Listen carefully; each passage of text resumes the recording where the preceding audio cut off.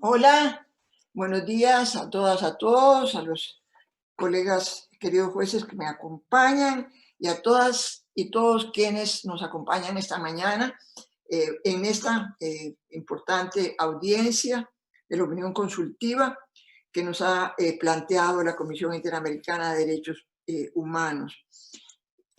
Voy a darle la palabra al señor secretario para que haga las precisiones correspondientes. Adelante, don Pablo.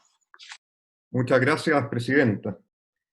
Comparecen ante la Corte en la audiencia del día de hoy las siguientes delegaciones y organizaciones: la Corporación Centro de Interés Público y Justicia de Colombia, la delegación compuesta por Alexander López Maya, senador de la República de Colombia, y Ana María Moya; la Clínica Interamericana de Derechos Humanos de la Universidad Federal de Río de Janeiro, con la delegación compuesta por Siddhartha Legale y Taina Manede; el Instituto Autónomo de Occidente y el Centro de Derecho Corporativo, Derechos Humanos y Paz de México, la delegación compuesta por José Benjamín González Mauricio; la Clínica de Derechos Humanos y Derecho Ambiental de la Universidad del Estado de Amazonas, la delegación compuesta por Tulio Macedo Rosas y Silva, Gabriela Enríquez Piñeiro Andión y Silvia María de Silvera Loureiro; el Semillero de Litigio ante el Sistema Interamericano de Protección de Derechos Humanos de la Facultad de Derecho de la Universidad de Antioquia, Colombia, la delegación compuesta por Ángela Benavides Cerón y Alejandro Gómez Restrepo; la Asociación de Mujeres Meretrices de Argentina, la delegación compuesta por Georgina Orellano y Jorge Alejandro Mamani; la Cátedra de Derechos Humanos de la Facultad de Derecho y Ciencias Sociales de la Universidad Nacional de Tucumán, la delegación compuesta por María Lisa Noli y Leonora Inés Casa; los estudiantes de la Universidad de AFIT de Colombia, Matías Aguirre Gómez y Ana Amalia Coavit Moll; los estudiantes y profesores de Derecho Universitario Antonio Eufrasio de Toledo, de Nacide Presidente Prudente Brasil, la delegación de Fernando Bautista y Vinicius Franco. Además comparecen los individuos Ángel Iván González Rodríguez de México, Daniela Valverde Mesen de Costa Rica y Quetzali Cruz Sosa de México. De igual modo, comparece el grupo de trabajo del Protocolo de San Salvador, en esta oportunidad la delegación compuesta por Andrés Esquiola, presidente y experto del grupo, y Lorena Elisa Pérez Gómez, experta del grupo. De igual modo, el día de hoy, para finalizar, comparecerá la Comisión Interamericana de Derechos Humanos, la delegación compuesta por su presidente Joel Hernández García y Soledad García Muñoz, relatora especial sobre derechos económicos, sociales, culturales y ambientales de la Comisión Interamericana. Se recuerda a los comparecientes que mantengan los micrófonos apagados y que esta audiencia está siendo transmitida por las plataformas de las redes sociales de la Corte Interamericana de Derechos Humanos. Muchas gracias, presidente. Muchas gracias a usted, don Pablo. Daré ahora la palabra a la Corporación Centro de Interés Público y Justicia de Colombia. Tienen ustedes la palabra y, por favor, indiquen quién hará uso de ella. Adelante. Buenos días, presidenta, honorables jueces y demás asistentes a esta audiencia. Mi nombre es Ana María Moya Silva y junto con el senador de la República de Colombia y defensor de las y los trabajadores hace más de 35 años, Alexander López Maya, presentaremos puntos claves de las observaciones que construimos en un trabajo conjunto con la Corporación Nicho y la Corporación Centro de Interés Público y Justicia, a la que el día de hoy represento. Con la convicción y la esperanza de que la Corte Interamericana adopte en la opinión consultiva propuestas que permitan tener herramientas que generen la protección, garantía, promoción y respeto efectivos de los derechos sindicales, desarrollando el eje transversal de enfoque de género. Dicho esto, en los primeros 6 minutos me referiré al desarrollo del estándar de cada derecho y posteriormente el senador Alexander López se referirá al contexto actual en Colombia que sirvió de sustento de las recomendaciones y conclusiones presentadas. Dicho esto, con la venida de la Corte me permito continuar. Las obligaciones de los estados respecto de los derechos sindicales surgen en principio del artículo 1.1 de la Convención Interamericana sobre Derechos Humanos. Así existen unas obligaciones generales de respeto y de garantía, Sin embargo, por desarrollo jurisprudencial de esta Corte y de otros organismos internacionales, se ha concluido la existencia de dos obligaciones adicionales, de protección y de promoción. Estos 4 tipos de obligaciones deben tenerse en cuenta por parte de los estados para regular los derechos sindicales: libertad de asociación, libertad sindical, negociación colectiva y huelga. Y para llegar a las obligaciones específicas, es relevante e indispensable realizar una lectura sistemática del ordenamiento jurídico con instrumentos como la Convención Interamericana sobre Derechos Humanos, la Carta de la OEA, los convenios de la OIT, así como una lectura juiciosa de la jurisprudencia de la Corte y de las decisiones del Comité de Libertad Sindical de la Organización Internacional del Trabajo. Con esto en mente, me referiré a las obligaciones que surgen para los estados en el ejercicio del derecho a la libertad sindical, negociación colectiva y huelga. En cuanto a la libertad sindical, pudimos concluir de toda esta lectura sistemática que existen, primero, una obligación de garantizar la adopción de mecanismos que permitan la constitución de sindicatos, la posibilidad de afiliarse libremente o decidir no hacerlo, por supuesto, la facultad real de los sindicatos de autogobernarse según su convicción y la garantía del amparo eficiente de sus derechos cuando estén amenazados o vulnerados. Asimismo, los estados tienen una obligación de respeto, de no intervenir en la organización, forma de administración y redacción de los estatutos internos de las organizaciones sindicales, salvo cuando sea estrictamente necesario. Además de ello, los estados tienen una obligación de promoción, de generar políticas públicas encaminadas a la promoción y apoyo del ejercicio de los derechos y libertades sindicales y que incentiven el respeto y la visibilidad de estos derechos en instituciones públicas y privadas. Asimismo, por supuesto, deberá garantizar que el derecho a la libertad sindical se dé en condiciones de completa igualdad. Por otra parte, de la revisión jurídica realizada, consideramos que el estándar del derecho a la negociación colectiva comprende las siguientes obligaciones. En primer lugar, los estados deben adoptar medidas adecuadas a sus condiciones nacionales para estimular y fomentar el pleno desarrollo y uso de procedimientos de negociación colectiva.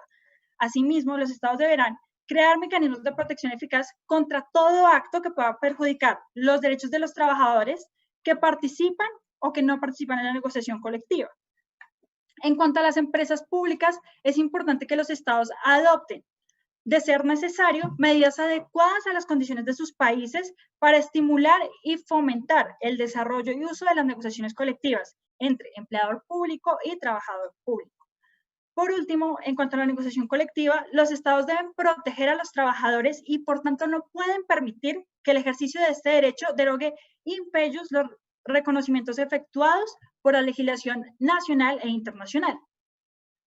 Por último, respecto del derecho a la huelga, surgen para los estados unas obligaciones específicas. Así, los estados deben abstenerse de limitar el ejercicio del derecho a la huelga por medios policivos o violentos, siempre que el ejercicio de este derecho se dé en condiciones pacíficas. Asimismo, se deberán generar mecanismos judiciales y administrativos de protección a los huelguistas cuando se les limite su derecho, asegurando la prohibición de discriminación contra los mismos.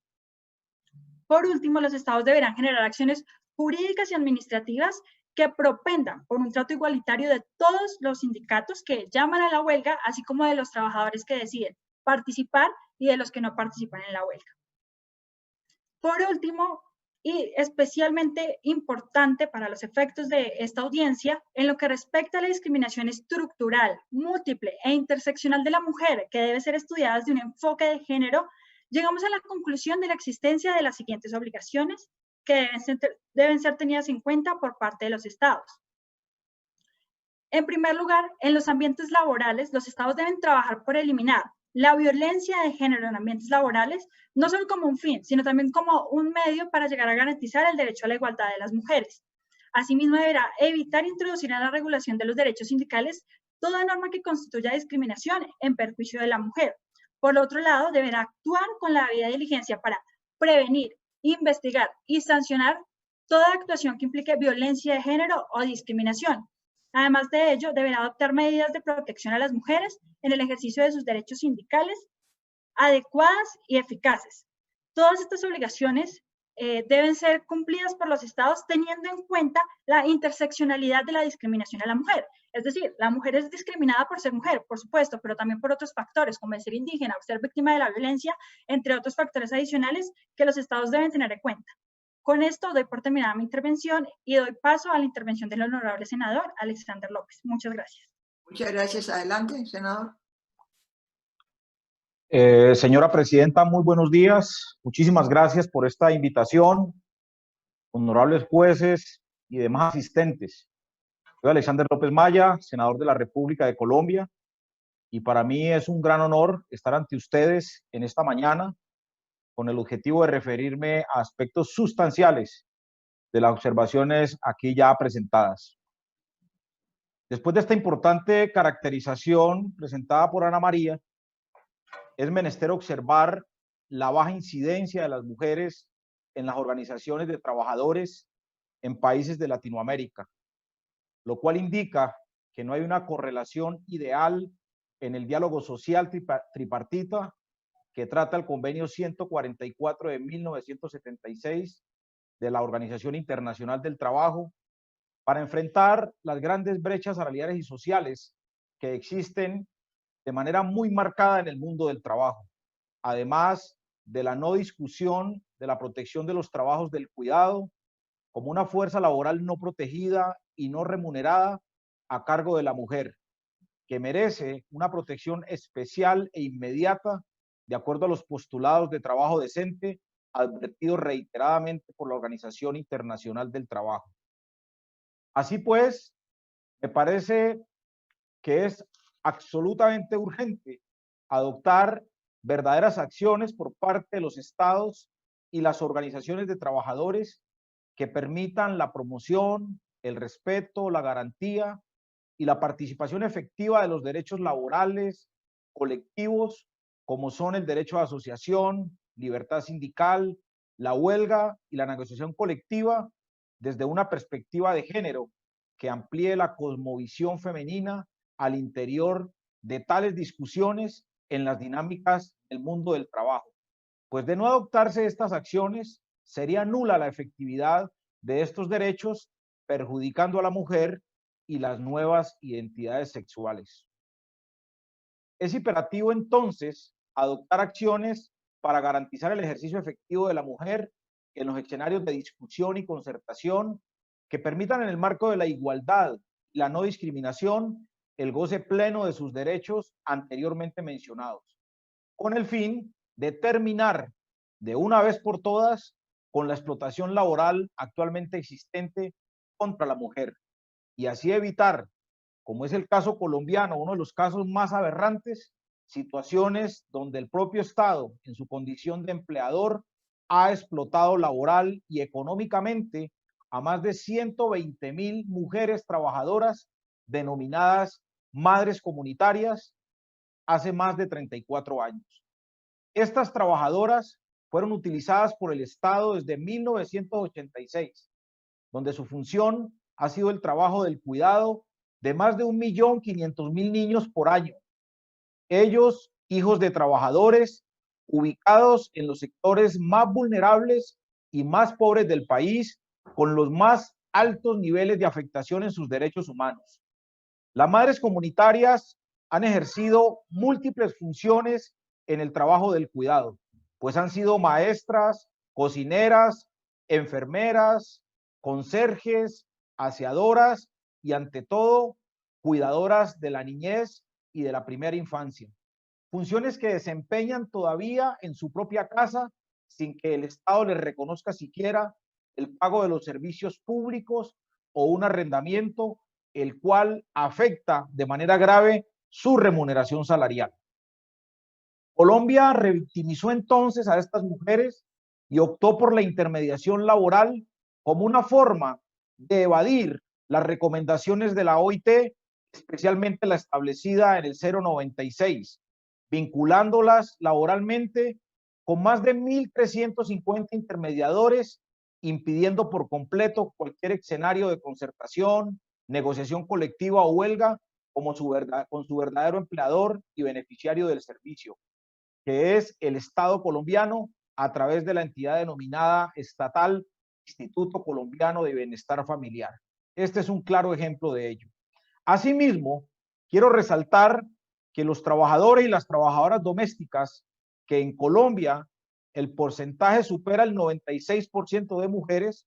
En la actualidad tienen un régimen laboral discriminatorio, quienes a pesar de ser consideradas trabajadoras de especial protección y pertenecientes a un grupo vulnerable de la sociedad colombiana, por tratarse de mujeres de niveles socioeconómicos bajos y por estar compuesto por mujeres de la tercera edad, madres cabeza de familia e inclusive menores de edad, están expuestas a jornadas laborales mayores a la jornada laboral máxima establecida en el ordenamiento legal. Y también en la práctica se ven obligadas a ejercer labores por fuera de su propia competencia y responsabilidad.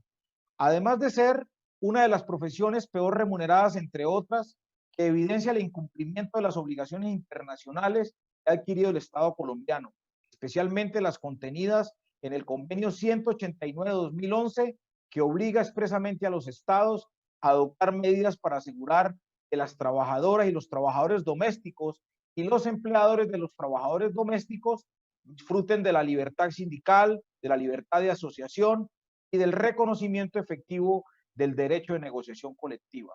Señor senador, lo lamento muchísimo, pero el tiempo asignado se ha agotado. ¿Podría, por favor, concluir su exposición en los próximos 30 segundos? Con mucho gusto, señora presidenta. Muchas gracias. Muchas gracias, presidenta. Dicho lo anterior, la pertinente y pronta discusión de las dinámicas laborales individuales o colectivas desde una perspectiva de género permite evitar estas discriminaciones laborales como las que acabo de relatar con bastante preocupación, pues a pesar de la discriminación evidente, ha sido imposible hacer efectivo el cumplimiento de los derechos laborales de las trabajadoras domésticas y de las madres comunitarias por una cultura gravemente arraigada hacia la falsa comprensión de asociar erróneamente el ejercicio del trabajo del cuidado a cargo de la mujer con la gratuidad, lo cual señala que a pesar de contar con un referente teórico, garantista y plural en los instrumentos multilaterales de derecho público internacional, la ausencia de su ejercicio efectivo resulta una dicotomía que se debe erradicar de inmediato al respecto fidedigno de los derechos humanos. Y termino con esto. Esto es señal de una necesidad de adoptar medidas y acciones afirmativas que permitan de una vez por todas proteger de manera integral a la mujer en sus derechos. Muchísimas gracias, señora presidenta y señores jueces. Muchas gracias por sus intervenciones y ahora quiero preguntarles a los señores jueces si desean hacer alguna pregunta a los hasta aquí participantes. Pregunto al señor juez Ricardo Pérez Manrique. Sí, señora presidenta, tengo interés en hacer una pregunta. Sí, señor. Si usted me permite, a la Corporación Centro de Interés Público y Justicia de Colombia. Yo estuve viendo su aporte y allí ellos hacen referencia a la cuestión de los piquetes y su vinculación con el derecho de huelga. Entonces me interesaría si pueden ampliar un poco eso, porque por razones de tiempo no lo manifestaron y me interesaría que si nos pueden dar algunos elementos, porque hay en algunos países de la región está planteada la duda si el piquete integra o no el derecho de huelga. Entonces,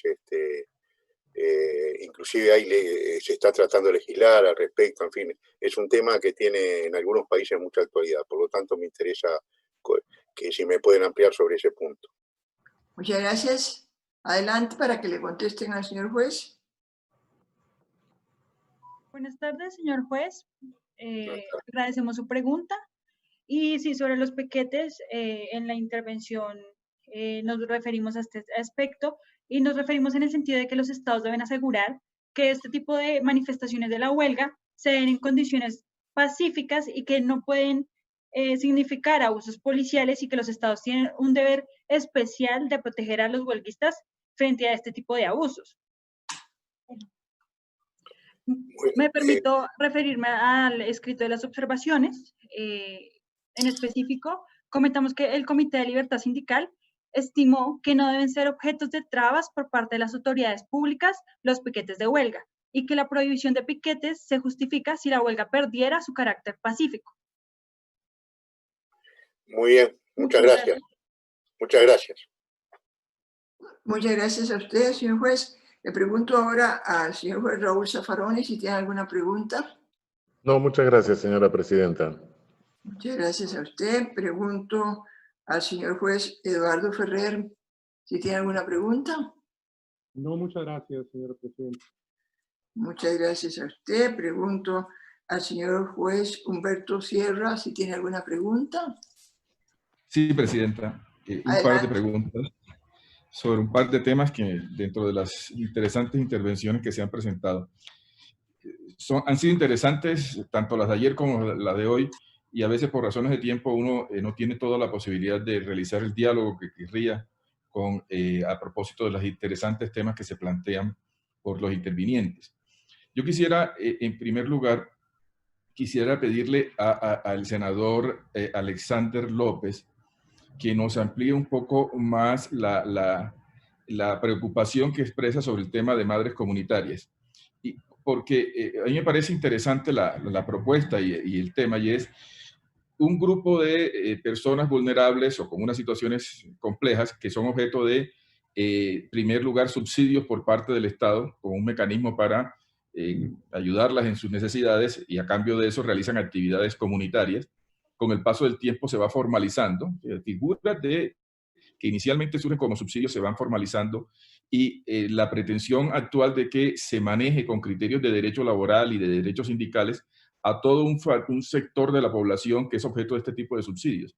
¿Por qué no nos explica un poco más cuál es la dimensión de lo que usted está hablando? Porque me parece una novedad dentro de las dinámicas que se están dando sobre la libertad sindical en sectores novedosos o que tradicionalmente no han tenido esa perspectiva. Muchas gracias, señora presidenta. Muchas gracias, señor juez, por la pregunta. Ellas son mujeres trabajadoras de primera infancia, como lo dije en mi intervención central, llevan 34 años prestando este servicio. Es un servicio ordenado directamente por una entidad del gobierno, que es la institución encargada de proteger la niñez en condición de vulnerabilidad. A ellas, a cada mujer de estas, de las 60 o 70 mil mujeres que están hoy en esa labor, se les entregan 14 niños bajo su cuidado de lunes a sábado. Las orientaciones, las tareas y todas las actividades son ordenadas por la entidad del gobierno, pero a la hora de vincularlas, las vinculan a través de contratistas, de operadores del servicio privado, concretándose con esta actividad una tercerización que es violatoria no solamente al ordenamiento jurídico colombiano, sino también a los convenios de OIT, como lo expresé ampliamente en mi intervención. De hecho, solo hasta el año 2014 se logra esa formalización, pero no la formalización que se quería. El gobierno orienta su tercerización, y de hecho, pues ellas solamente desde hace 5 años se les reconocen salarios y seguridad social, pero durante 29 años se les desconocieron todos esos derechos a la seguridad social y al derecho salarial. Y ahí entonces que muchas de ellas ya superan los 60 años de edad, y encontramos mujeres de estas con 60, 70 y 80 años cuidando niños en sus casas, pues generando no solamente un riesgo para ellas, sino para la niñez. De hecho, entonces, ellas no han podido acceder al derecho a la pensión, y por eso quisimos presentar este caso como uno de los mayores y aberrantes casos de violación a los derechos laborales de las mujeres, entendiendo además que hasta el día de hoy, si bien es cierto ellas tienen un sindicato, no pueden ejercer el derecho de huelga, no pueden ejercer ningún otro tipo de actividad, toda vez de que ellas no son reconocidas como organización sindical ni por el gobierno, ni tampoco por los 1.400 contratistas que generan su vinculación por orden del Estado, señor juez. Muchas gracias por la pregunta. Muchas gracias, senador. No hay más aspectos que analizar, y no más preguntas. Entonces voy a dar por clausurada esta audiencia. Pero antes de hacerlo quisiera reiterar y con eso sumarme a las manifestaciones de mis colegas de agradecimiento profundo a la Comisión Interamericana y a todas y todos los expositores que durante 3 días representando a diferentes organizaciones, instituciones, ONGs, incluso a título personal, han concurrido a aportarnos elementos de juicio muy importantes que obviamente enriquecerán nuestras discusiones cuando examinemos la opinión consultiva, el texto que tendremos que redactar. Yo deseo agradecerles muchísimo porque eso evidencia, obviamente, un compromiso de todas y de todos con los derechos humanos y específicamente con los derechos de las y los trabajadores en momentos absolutamente difíciles como los que atravesamos. También quiero agradecerle al personal de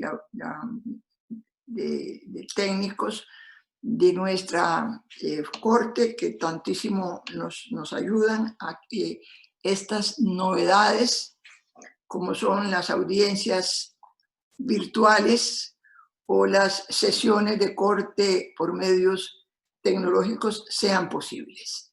Lo han hecho y lo siguen haciendo de una manera brillante y gracias a ellos, porque todos son ellos, no hay ellas todavía ahí en esa parte, nos permiten seguir funcionando como corte, seguir avanzando con nuestros deberes de una manera tan importante. También mi agradecimiento a las intérpretes que también nos permiten realizar nuestro trabajo con mucha mayor fluidez. Y a mis colegas, los jueces, que han aportado también muchísimas luces y muchísimo esfuerzo en todas estas audiencias. A todas y todos, muchísimas gracias y doy por clausurada la audiencia. Muchas gracias. Muchas gracias a don Joel y a doña Soledad. Un gran gusto, Presidenta. Muchas gracias, Presidenta. Un honor. Saludos a todos y todas.